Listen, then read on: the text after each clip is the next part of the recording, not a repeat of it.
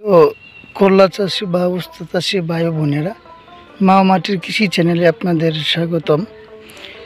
তো আজকে কিন্তু 2 দিন পর আমরা যে কথা বলেছিলাম 2 দিন পরে কিন্তু মাছাতে পৌঁছে যাবে। তো বেশ কয়েকটা গাছ কিন্তু মাছাতে উঠে পড়েছে, দেখতে পাচ্ছেন আপনারা। তো এখানটা গাছ কী অবস্থায় আছে? তো আলহামদুলিল্লাহ গাছের যে কোয়ালিটি এটা আমরা দেখতেছি এখন। তো মোটামুটি কিন্তু ভালোই আছে। তো এই সময়টাতে কিন্তু আপনার ফুল আসা শুরু হয়ে যাবে। তো একটা গাছ যদি আপনার দেখেন, প্রত্যেকটা গাছে কিন্তু প্রায় এটাতে প্রায় উঠে পড়ছে। তো এই গাছের কিন্তু কন্ডিশনিং খুব ভালো। তো প্রত্যেকটা গাছ মাশাআল্লাহ ভালো আছে। তো এখন পর্যন্ত কিন্তু গাছে কোনো প্রকার ক্ষয়ক্ষতি দেখা যাচ্ছে না। তো এটাও কিন্তু প্রায় উঠে পড়েছে, দেখতে পাচ্ছেন। এই গাছটা তো আরেক দু একটা গাছ আপনাদের দেখাই। তো এই যে একটা গাছ দেখতে পাচ্ছেন, তো এই গাছটা কিন্তু অত্যন্তই খুব ভালো একটা কন্ডিশনে আছে। তো ধীরে ধীরে কিন্তু গাছ মাচায় পৌঁছে যাচ্ছে, দেখতেই পাচ্ছেন।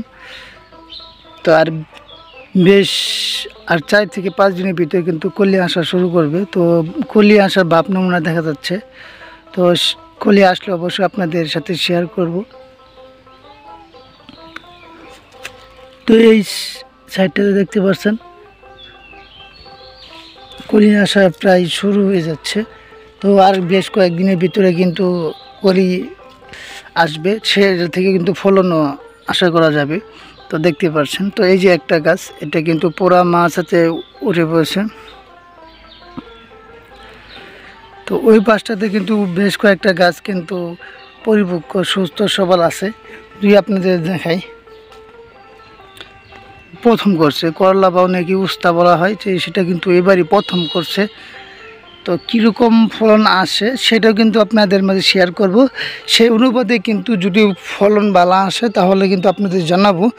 তো সেই পরিপ্রেক্ষিতে কিন্তু আমাদের অডিয়েন্স আছে, তারা কিন্তু এই গ্রহণযোগ্য কিনা সেটা কিন্তু আপনাদের উপর ছেড়ে দেওয়া হবে।